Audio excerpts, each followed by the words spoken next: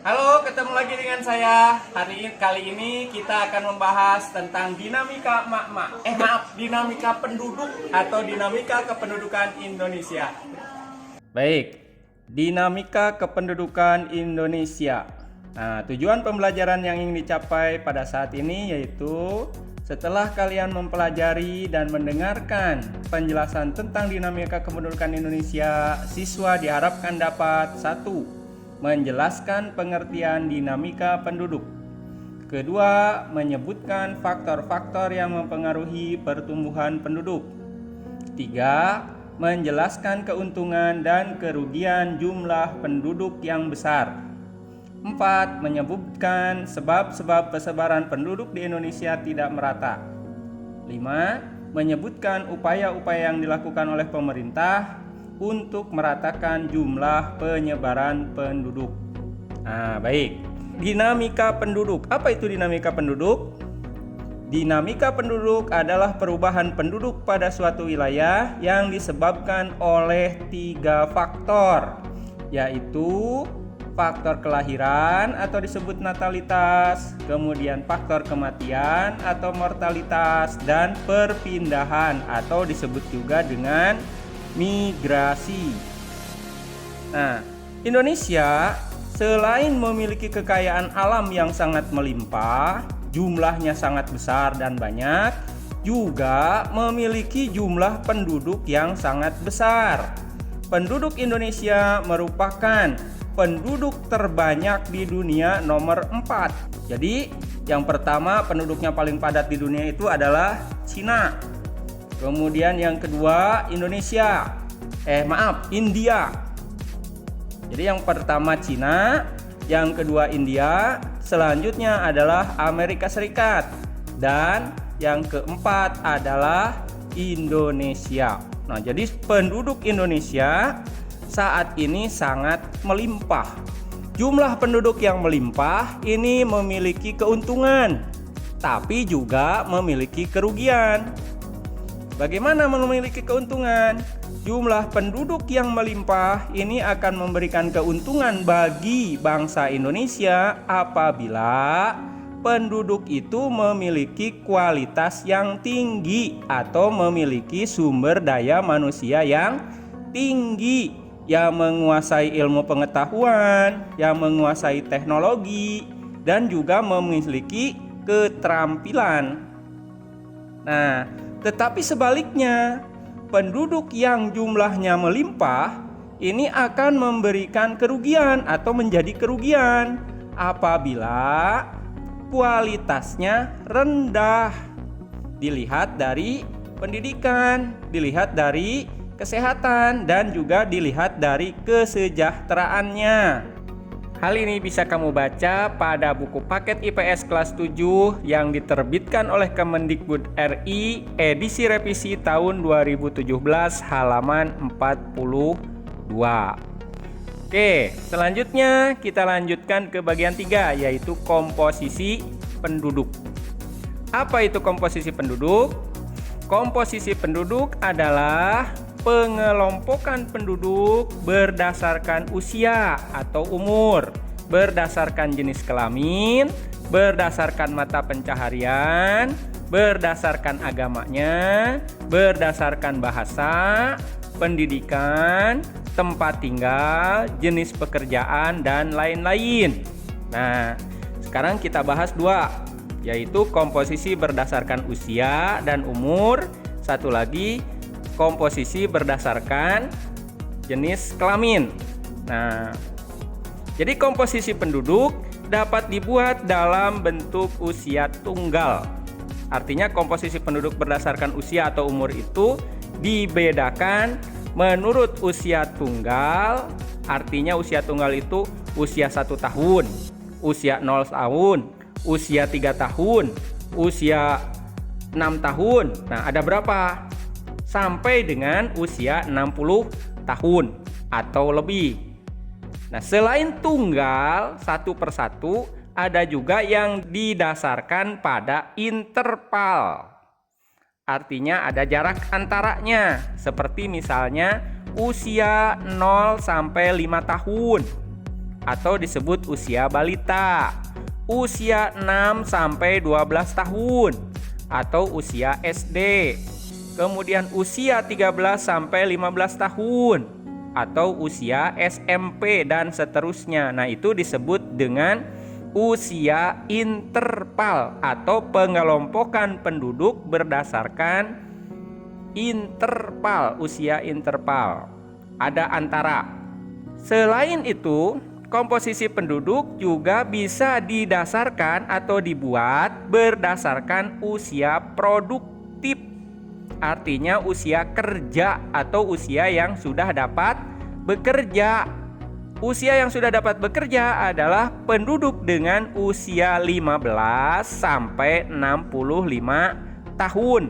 Nah, ini disebut usia produktif atau disebut juga usia kerja. Kemudian usia tidak produktif, yaitu usia di atas 65 tahun atau penduduk dengan usia di atas 65 tahun, 66 tahun, 70 tahun, 80 tahun. Nah, itu sudah tidak produktif atau sudah tidak dapat bekerja. Serta usia belum produktif, artinya belum dapat bekerja, belum dapat menghasilkan. Nah, muncul permasalahan apabila penduduk usia di bawah 15 tahun dan di atas 65 tahun ini jumlahnya lebih banyak dibandingkan dengan usia produktif atau usia 15 sampai dengan usia 65 tahun. Kenapa?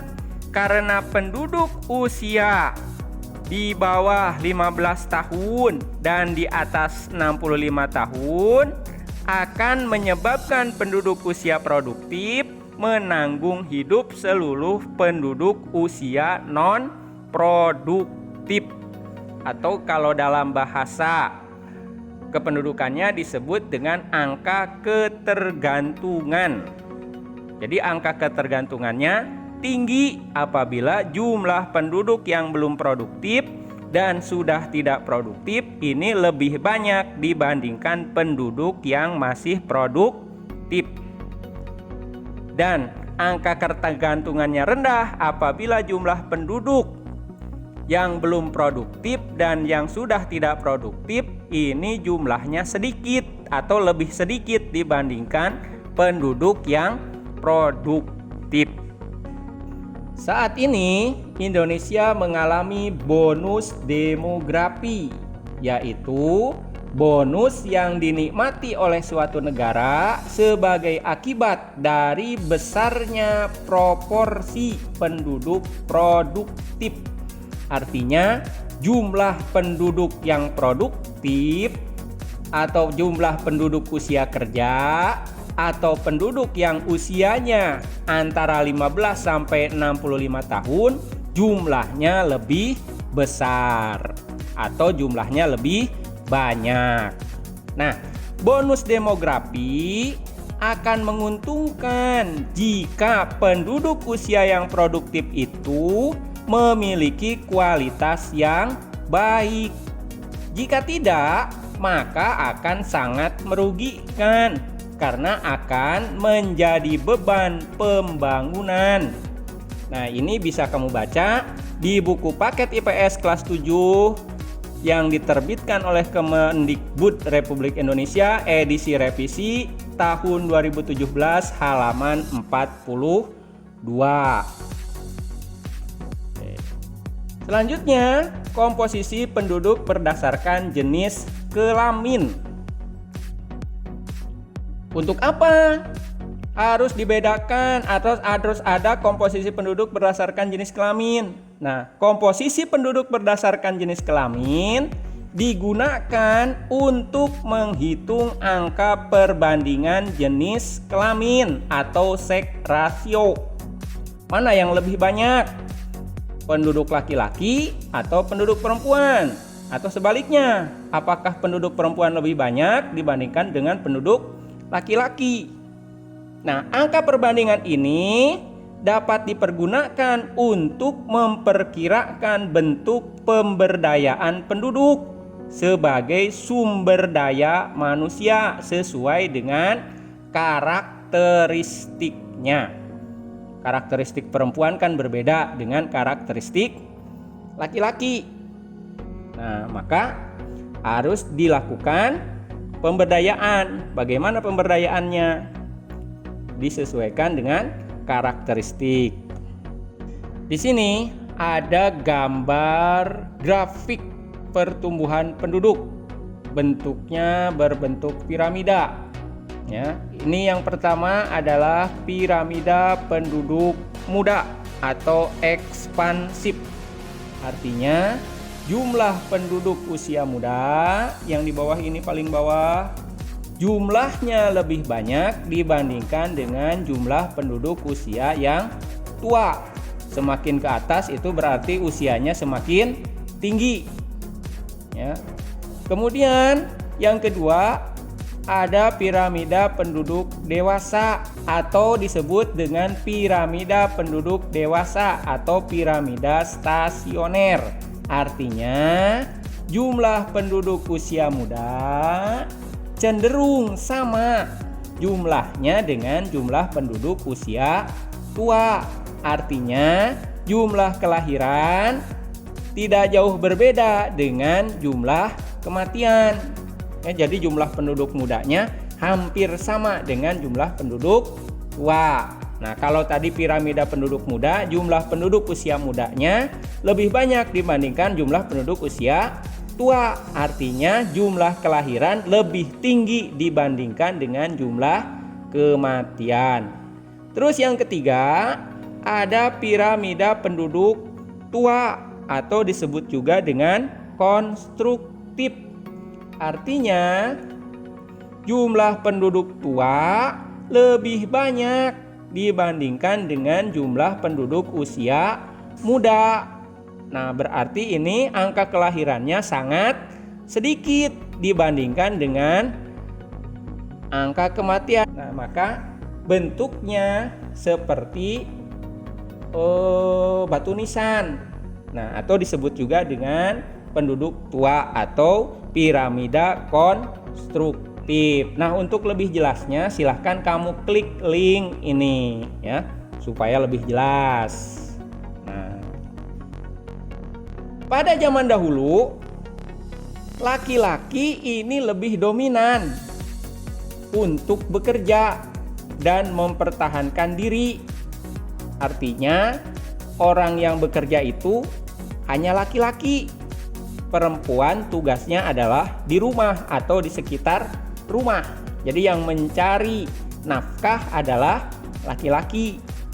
Terus juga yang mempertahankan diri atau yang pergi berperang itu adalah laki-laki. Perempuan di rumah. Berbeda pada saat sekarang atau saat ini. Hampir semua pekerjaan yang identik dengan pekerjaan laki-laki ini juga dapat dikerjakan oleh perempuan. Tentara sekarang tidak hanya laki-laki yang jadi tentara, banyak perempuan juga. Ada yang disebut dengan tentara wanita Indonesia. Terus ada yang disebut dengan polisi wanita Indonesia. Ada juga yang menjadi pilot. Perempuan sudah banyak yang menjadi pilot. Perempuan juga banyak yang menjadi pengendara. Pengendara tidak hanya pengendara mobil kecil, termasuk supir truk besar, bahkan supir truk dari pertambangan. Ini kebanyakan ini di operatornya adalah atau sopirnya adalah perempuan. Pengangkut batu bara yang ada di pedalaman Kalimantan sana. Terus angkasawan atau astronot juga sudah banyak dikerjakan oleh perempuan. Banyak perempuan-perempuan yang menjadi astronot, yang menjadi pekerja konstruksi, ya, pengawas bangunan. Itu juga banyak sekarang dikerjakan oleh perempuan. Ya, bahkan di beberapa tempat, di beberapa wilayah, di beberapa daerah ada yang menjadi tukang tambal ban. Tidak main-main tambal bannya atau tukang tambal bannya ini tambal ban kendaraan-kendaraan besar. Nah, seperti contoh gambar di bawah ini. Nah, itu adalah salah satu contoh pekerjaan yang dulu dikerjakan oleh laki-laki, sekarang banyak dilakukan oleh perempuan, ya. Demikianlah beberapa hal yang bisa saya sampaikan pada saat ini. Nah, kita lanjutkan nanti pada bagian yang kedua. Assalamualaikum warahmatullahi wabarakatuh.